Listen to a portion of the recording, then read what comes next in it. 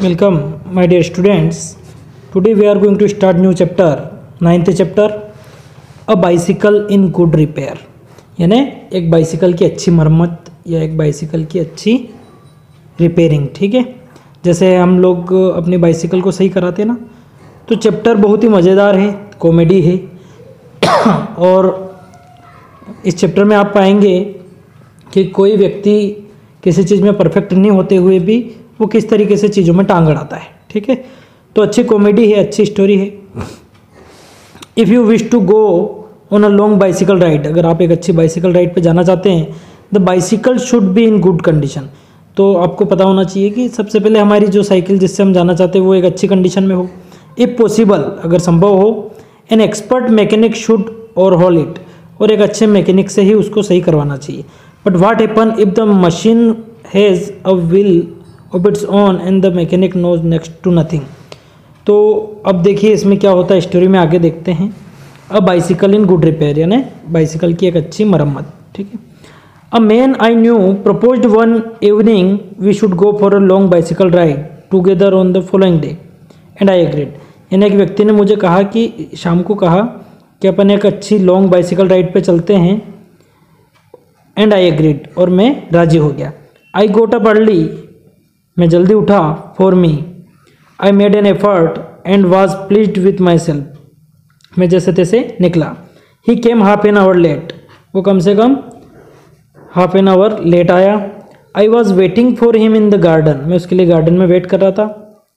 It was a lovely day, बहुत ही प्यारा दिन था. He said that's a good looking machine of yours, तुम्हारी अच्छी मशीन है. मतलब उस साइकिल को देख के वो क्या बोल रहा है कि ये तुम्हारी अच्छी मशीन है. हाउ डज इट रन, कैसी चलती है. Oh like most of them, I answered, जैसे कि सभी चलती है, मैंने आंसर दिया. Easily enough in the morning, goes a little stiffly after lunch. हम सुबह तो सब कुछ ठीक रहा, और दिन में लंच के बाद कुछ थोड़ा सा goes a little stiffly after lunch, यानी लंच के बाद कुछ जैसे तैसे हमने तैयारी की. He caught hold of it by the front wheel and the fork and shook it violently.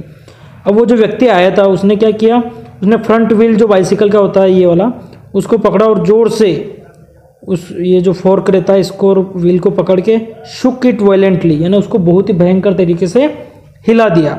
I said don't do it, don't do that, you will hurt it. मैंने कहा कि ऐसा मत करो, तुम इसको चोट पहुंचा दोगे. I did not see why he should shake it, मैं ये नहीं देख पाया कि वो इसको क्यों हिला रहा था. It had not done anything to him, इससे उसको कुछ नहीं हुआ. Besides if it wanted shaking, अगर वो हिला नहीं चाहता, I was the proper person to shake it, तो मैं इसको हिला सकता था. I feel much as I should had the started whacking my dog, मैं जिस तरह अपने कुत्ते को हिलाता हूँ या मारता हूँ वैसा मुझे महसूस हुआ. He said this front wheel wobbles, उसने क्या बोला उस व्यक्ति ने जो आया था साथ में चलने के लिए. दिस फ्रंट व्हील वोबल, यानी ये जो फ्रंट व्हील है लड़खड़ा रहा है, यानी ये हिल रहा है.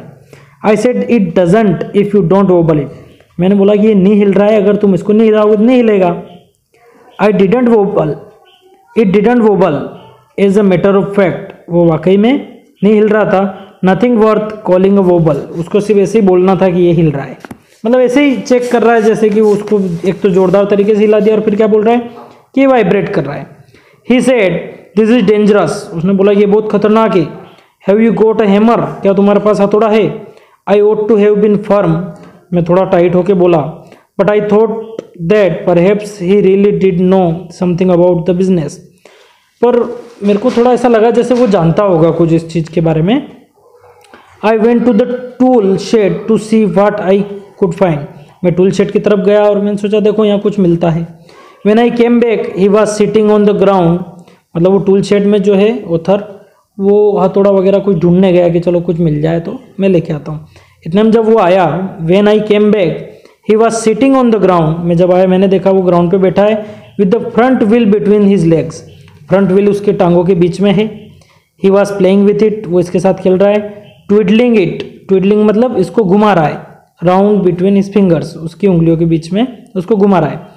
The remnant of the machine was lying on the gravel path beside, और जो बाकी कुछ पार्ट थे, रेमेनेंट मतलब जो बाकी पार्ट्स थे वो ग्राउंड में साइड में रखे हुए थे. He said it looks to me as if the bearing were all wrong. मुझे ऐसा लग रहा है कि इसके जो बेरिंग है, यानी पहिए के बीच में जो बेरिंग लगे रहते हैं छोटे छोटे, वो सभी गलत थे। आई said don't you trouble about it any more. मैंने बोला कि तुम इसके और कुछ ज़्यादा चीज़ें बिगाड़ मत देना। You will make yourself tired. तुम अपने आप को यूँ ही थका रहे हो। Let us put it back and get off. इसको फिर से वैसा का वैसा लगाओ और चलो। किसने बोला? ये जिसकी साइकिल थी, और ये व्यक्ति साथ में चलने के लिए आया था। इसने क्या किया, साइकिल वो जब तक उधर टूल शेड से आए तब तक ये पहिया खोल के बैठा है आराम से और घुमा रहा है इसको। He said, we may as well see what is the matter with it. Now it is out. अब इसको खोल तो लिए ही, देखते हैं इसके साथ क्या हो रहा है। अब खोलने के बाद देख ही लेते हैं क्या प्रॉब्लम है। He talked as though it had dropped out by accident. वो इस तरीके से बात कर रहा था जैसे ये कोई एक्सीडेंट हुआ हो। Before I could stop him, जब तक मैं उसको रोकता, he had unscrewed something somewhere. वो कहीं ना कहीं से कुछ ना कुछ खुलने लग गया। जब तक मैं उसको रोकूं तब तक कभी ये खोल लेता कभी। And out rolled all over the path some dozen और सो लिटिल बॉल। उसने अंदर से कम से कम 1 डजन यानी 10-12 बॉल छोटी छोटी अंदर से निकाल ली। कैच हिम, ही शाउटेड, पकड़ो पकड़ो। यानी उसने जैसे वो टायर के बीच में जो वो लगे रहते हैं बेरिंग, वो उसने जैसे खोला तो वो सब इधर उधर भागने लग गए। कैच हिम, यानी उनको पकड़ो पकड़ो। We must not lose any of them. हम इनमें से किसी एक को खो नहीं देनी। तो he was quite excited about them. उसने जैसे खोला तो काफ़ी एक्साइटेड दिख रहा था कि पकड़ो पकड़ो, कहीं घूम नहीं जाए, नहीं तो समस्या हो जाएगी। We growled round for half an hour. Growled यानी हम ग्राउंड पे बैठे रहे 1-1.5 घंटे। And found 16। उसको ढूंढते ढूंढते हमको कितने मिले? 16 मिले। He said he hoped we had got them all. उसने बोला कि मुझे आशा है कि अपनों को सारे मिल गए होंगे। Because if not it would make a serious difference to the machine. और अगर नहीं मिलेगा तो ये हमारी साइकिल के लिए बहुत ही सीरियस इशू हो जाएगा। I put them for safety in my head. मैंने उनको घूम नहीं जाए फिर से इसलिए अपनी हेड में रख लिया। It was not a sensible thing to do, I admit. मैंने बोला कि ये बहुत ही it was not a sensible thing to do. ये सेंसिबल थिंग नहीं थी करने के लिए, कहना मतलब बहुत ही ध्यान रखने वाली बात थी। ठीक है, तो अभी तक हमने चैप्टर में देखा कि किस तरीके से उन्होंने योजना बनाई थी घूमने जाने के लिए, लेकिन उसके दोस्त ने आपाधापी में साइकिल खोल भी दी, खोल के बैठ भी गया। पहिया तो निकाला, साथ में बेरिंग भी सारे निकाल के बैठ गया। अब हम कल लेक्चर में देखेंगे क्या होने वाला है आगे की स्टोरी में। Okay, enough for today. आप इसको फिर से पढ़ना, समझने की कोशिश करना। Okay, bye.